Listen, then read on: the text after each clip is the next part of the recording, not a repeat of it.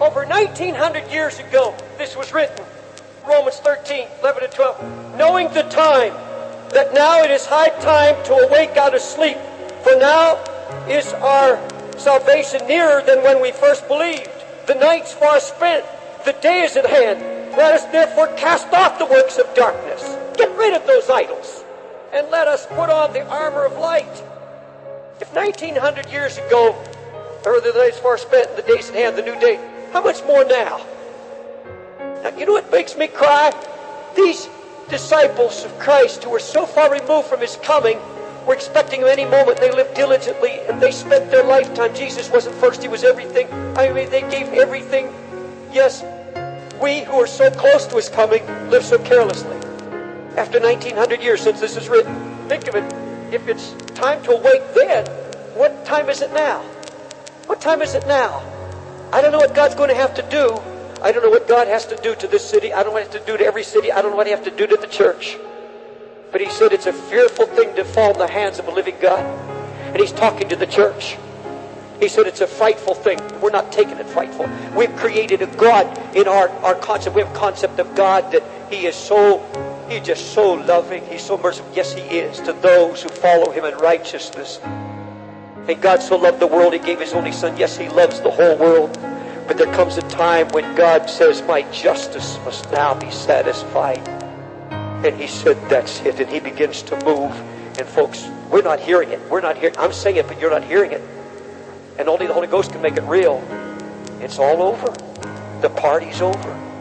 And now, let me ask you how you're spending your time. You say, Lord, Lord, He's my Lord.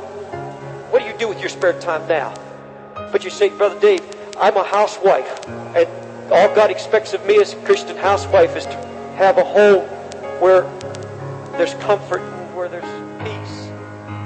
Do you mean I'm expected to carry the burden of the Lord? I'm expected to weep between the porch and the altar too? Yes. Yes. You say, I've done my part. No. I'm saying that we haven't done our part. I'm saying that we've not taken His yoke. We have not wanted His halter. Some of you put in an 8-hour day on your job. And when you walk out of that job, you say, I've done my part. I'm hoping there's nobody works your bills after the job, it's all over. And I'm going to tell you something right now. He's going to move in His fury and His wrath. Because He said, you're living a lie. You say He's Lord, He's Lord. You won't take His burden, you won't take His yoke upon you. I'm asking you, how many of you wives, how many of you husbands drive through the city or you ride the subway? How many of you wept? When's the last time you wept over the lost? Have you grown so accustomed to it, it doesn't move you anymore? I've been in this city now for 30 years and it's moving me now more than it's ever moved me before because I'm getting the burden of the Lord.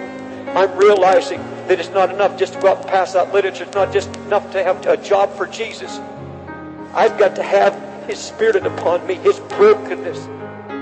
I've got to be able to pray, oh Lord, do something in my heart. I'm just not an errand boy.